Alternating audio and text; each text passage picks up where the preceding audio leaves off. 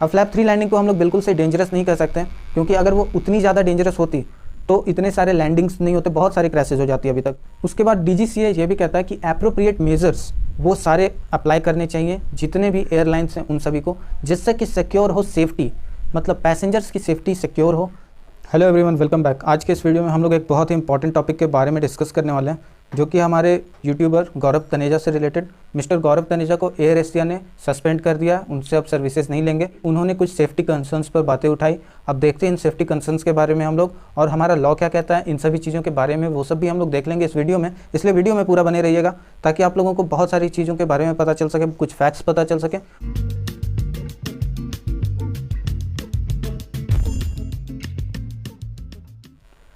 तो सबसे पहले यहाँ पे आता है DGCA, मतलब कि directorate general of civil aviation. अब इसके ऑफिस का विज़न क्या है? तो विज़न यही है कि ये लोग इंडेवर करना चाहते हैं सिक्योर सेफ फ्लाइट्स, मतलब फ़्लाइट्स की जो मूवमेंट होती हैं वो सब में सेफ्टी हो, सिक्योरिंग हो, वो सारी चीज़ें। और वो सब ऐसा कैसे होंगी? तो इनके प्रोएक्टिव स्कीम्स से, प्रोएक्टिव सिस्टम्स से, जो कि ये लोग पायलट्स को बताएंगे, एयरलाइंस को बताएंगे, उन सभी चीज़ों से। तो जो एयरलाइंस होती हैं जो हमारे कंट्री की नहीं होती हैं, जो बाहर से आकर इंडिया में रजिस्ट्रेशन करवाती हैं, उन सभी को DGCA ही अप्रूवल देता है। मतलब कि हमारी सेंट्रल गवर्नमेंट जो होती है उनके तरफ से ही अप्रूवल मिलेगा उन सबको कि वो लोग यहाँ रह सकती हैं। उनका एक लाइसेंस होता है, आप इतने पीरियड तक रह सकते हैं। अब वो जिस पीरियड तक रहेंगे उस पीरियड तक उनके फ़्लाइट्स की एयर वर्दीनेस मेंटेन होनी चाहिए। अब एयर वर्दीनेस ये होती है कि वो फ्लाइट क्या फिट है उड़ने के लिए, हवा में उड़ान मारने के लिए, पैसेंजर्स को लेकर। क्योंकि एयर में जो एक्सीडेंट्स होते हैं उनमें बचने की संभावना 0 होती है, उसमें स्कोप ही नहीं होता कि कोई बच जाए। बहुत ही रेयर केसेस में बचते हैं अगर प्लेन क्रैश होता है। एयरप्लेन्स जो होते हैं वो सबसे ज़्यादा हाईटेक व्हीकल्स के कैटेगरी में आते हैं। उन्हें चलाना बहुत ही टफ काम होता है, इसलिए बहुत ही टेक्निकल बंदे होते हैं हमारे पायलट। तो हमारे पायलट्स की ट्रेनिंग भी अलग होती है, उनको ट्रेन करने में काफ़ी ज़्यादा पैसा खर्च होता है। अब हमारा जो एयरक्राफ्ट एक्ट है वो तो यही बोलता है सीधे सीधे कि जो पायलट होता है उसकी ये पूरी जिम्मेदारी होती है, जब भी वो एक फ़्लाइट पर ऑन बोर्ड रहेगा, जब वो एक फ़्लाइट को लेकर के उड़ान भरेगा, तो मतलब कि टेक ऑफ से लेकर के लैंडिंग तक उसके ऊपर जिम्मेदारी होती है फ़्लाइट में मौजूद हर एक इंसान की। मतलब सभी के ज़िंदगी की जिम्मेदारी उसके ऊपर होती है। और यहाँ पर अगर हम लोग जो फ्लाइंग बीस्ट का केस है, मीन्स गौरव तनेजा का जो केस है, उसमें अगर देखेंगे कि उनकी एयरलाइंस जो है उन लोगों को ऐसा प्रेशर बनाती है कि आप लोग अगर ज़्यादा फ्लैप 3 लैंडिंग करोगे, जिससे कि फ्यूल की बचत होती है, तो आपको इंक्रीमेंट मिलेगा, बूस्ट मिलेगा, बोनसेस मिलेंगे, इस तरह की चीज़ें। और उन्हें कहा जाता है कि आप लोग कम से कम अबव 90% और 98%, जैसा कि मुझे पता चला कि उतना आप लोगों को फ्लैप 3 लैंडिंग करना है। फ्लैप 4 लैंडिंग आपको मिनिमल करना है, बहुत ही कम करना है। अब जैसा कि मैंने देखा, मैंने पढ़ा, मैंने समझा, उससे यही समझ में आया कि फ्लैप 3 लैंडिंग से ज़्यादा सेफ होती है फ्लैप 4 लैंडिंग। अब फ्लैप 3 लैंडिंग क्या होती है कि उसमें आप लोगों का रनवे थोड़ा ज़्यादा यूज़ हो जाता है, और फ्लैप 3 लैंडिंग में आपकी फ्यूल कंजम्पशन कम होगी। फ्लैप 4 लैंडिंग में वहीं पर जहाँ, या फिर फुल फ्लैप लैंडिंग में वहीं पर आपकी फ्यूल कंजम्पशन ज़्यादा होगी। जो भी प्लेन्स या एयरक्राफ्ट ज़मीन पर उतरती हैं, मतलब लैंड करती है, उनका एक एंगल बनता है जिसे कहते हैं ग्लाइड स्लोप। अब वो ग्लाइड स्लोप इंडिया में वेरी करता है 2.5 to 3.8 डिग्रीज पे, हर जगह पर, मतलब डिपेंड करता है हर एयरपोर्ट्स पे कहाँ पर वो लैंड कर रहा है। तो यहाँ पर मिस्टर गौरव तनेजा ने एक सेफ्टी कंसर्न उठाया था कि जो लैंडिंग होती है उसमें पायलट को अपने डिस्क्रिशन को यूज़ करने देना चाहिए, उस पर किसी भी तरह का प्रेशर नहीं बनाना चाहिए। अब आप यहाँ पे डायरेक्ट प्रेशर तो नहीं बना रहे हो, बट यहाँ पर आप प्रेशर बना रहे हो उनके ऊपर इनडायरेक्ट, जो कि आप लोगों ने उसके पीछे लगा दिया, इंक्रीमेंट लगा दिया, या फिर इंसेंटिव, बोनसेस, इस तरह की चीज़ें लगा दी कि आप फ्लैप 3 लैंडिंग ही करो। तो वहाँ पर पैसेंजर्स के सेफ्टी से खिलवाड़ हो रहा है एक तरह से, क्योंकि पायलट अच्छी तरह से जानता है, वो वेल ट्रेंड होता है कि उसे किस जगह पर किस तरह की लैंडिंग करनी है। और अगर लैंडिंग में कुछ गलती हो गई और वहाँ पर अगर एक्सीडेंट हो गया, क्योंकि हमारा लॉ तो यही कहता है कि पूरी जिम्मेदारी उस पायलट की ही बनेगी, जो सारी की सारी लाइबिलिटी होगी वो सब उस पायलट पर थोप दी जाएगी कि हाँ इसने इस तरह से लैंडिंग की, इसलिए ऐसा एक्सीडेंट हो गया। उनका दूसरा जो कंसर्न था वो था प्यूनिटिव लीव्स का। अब प्यूनिटिव लीव्स के बारे में मैं बताना चाहूँगा कि प्यूनिटिव लीव्स का मतलब यही होता है, प्यूनिटिव मतलब होता है पनिशेबल।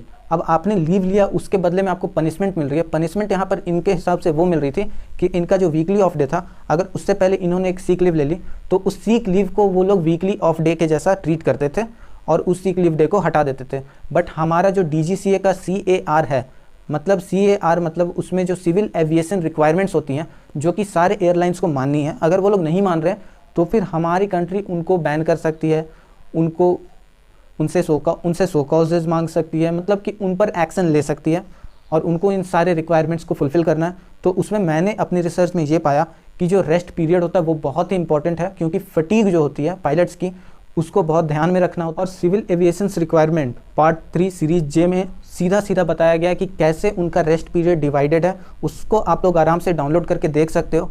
उसमें सीधे सीधे बताया गया, कैटेगरी वाइज दे दिया गया कि इतने देर की फ़्लाइट होगी तो कितना रेस्ट मिलेगा, वीकली उनको ऑफ मिलना चाहिए, ये सब। बट उसमें कहीं भी प्यूनिटिव लीव का जिक्र नहीं किया गया।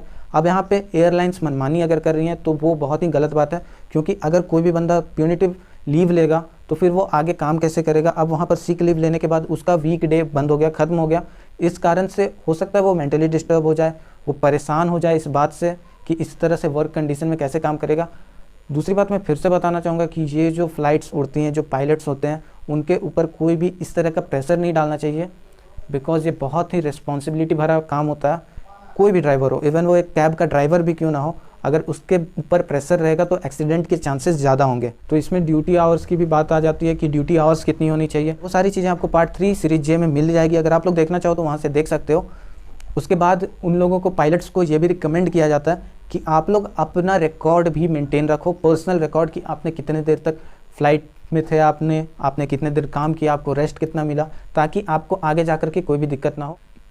अब सेक्शन 4 जो है सिविल एविएशन रिक्वायरमेंट्स का, वो बात करता है सीधे सीधे ह्यूमन परफॉर्मेंस का। अब जो ह्यूमन परफॉर्मेंस यहाँ है वो किसका है, तो वो पायलट्स और फिर जो मल्टी क्रू के मेंबर्स होते हैं उन सभी चीज़ों का।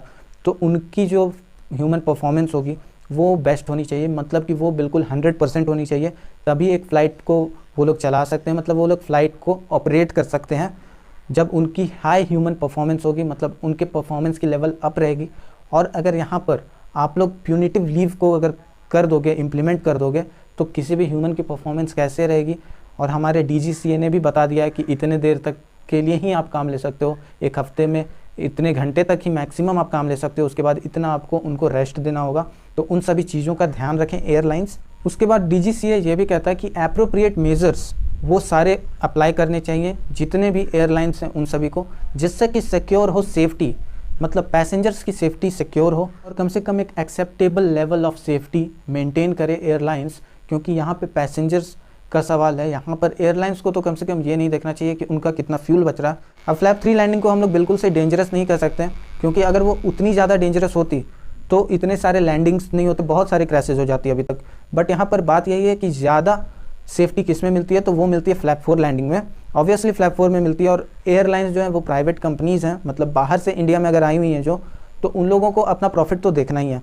बट यहाँ पर इस तरह से इंसेंटिव लगा देना कि आप 98% ही करनी है आपको फ्लैप 3 लैंडिंग, इस तरह की चीज़ें लगाना, जिससे कि एक प्रेशर पड़ता है एक पायलट पे। पायलट खुद का डिसीजन लेने के लिए कैपेबल है, उसे प्रॉपर ट्रेनिंग मिल चुकी है, अब वो फ्लाइट उड़ा रहा है, तो उस पर इस तरह से प्रेशर देना बहुत सही नहीं होगा किसी भी एयरलाइन कंपनी की तरफ से। अलग अलग कंपनीज़ में अलग अलग चीज़ों पर इस तरह से प्रेशर पड़ते ही होंगे, सब में कुछ ना कुछ खामी होगी। बट यहाँ पर फर्स्ट टाइम किसी ने आवाज़ उठाई है एयरलाइन सेफ्टी पे। देखो एक कॉमन सी बात है कि जहाँ पर लोग ज़्यादा पैसे खर्चते हैं वहाँ पर ही कम रेस्पॉन्सिबली एक्ट करने लगते हैं। अब इतनी सारी टेक्निकलिटीज़ को जानने की दिलचस्पी भी किसी में नहीं थी कि फ्लैप 3 लैंडिंग हो रही है, फ्लैप 4 लैंडिंग हो रही है। बट जो लोग जानते थे वो लोग समझते थे इन चीज़ों को कि फ्यूल कैसे सेव कर रहे हैं एयरलाइंस।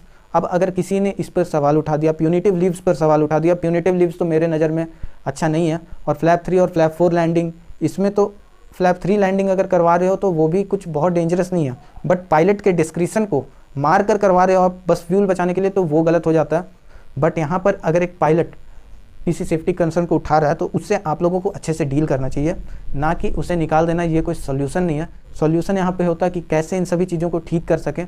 हो सकता है आप लोग कन्विंस कर सकते हैं उस पायलट को जिसे आप लोगों ने निकाल दिया, और आप लोग ऐसा कन्विंस करने के लिए अपने पॉलिसीज़ में हो सकता है कुछ चेंजेस ला सकते थे।